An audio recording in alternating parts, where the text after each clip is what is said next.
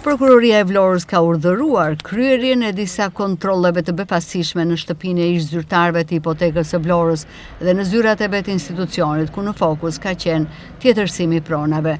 Ata janë justifikuar për shkak të hetimeve që janë duke u lidhur me një dosje penale që ka objekt hetimi, tjetërsimin e pronave në Bregdetin e Orikumit, radhimës dhe zonës së Dukatit. Oligark të fuqishëm të lidhur dhe me banor vendas kanë tjetërsuar dhe më pas hipotekuar sipërfaqe të tëra toke bujqësore, duke nxjerrë jashtë loje pronarët që kishin fituar nga astrat e tokës me ligjin 7501. Siç mësohet, kallëzimi është depozituar nga një grup banorësh të Kuvendit të Orikumit, radhimës dhe Dukatit, jo vetëm në prokurorinë e Vlorës, por dhe në SPAK, për akuzat e shpërdorimit të detyrës, falsifikimit të dokumenteve në kuadër të grupit të strukturuar kriminal. Kallëzimet janë kryer vitin e kaluar dhe pas një kohe verifikimesh është arritur në konkluzionin që të realizohen kontrollet në disa banesa të ish zyrtarëve dhe në zyrat e hipotekës së Vlorës. Nuk dihet me saktësi nëse janë gjetur sende me vlerë për hetimin dhe dokumente që lidhen me këtë hetim, por ndaj këtij rasti hetimet vijojnë të jenë në dinamike sipër.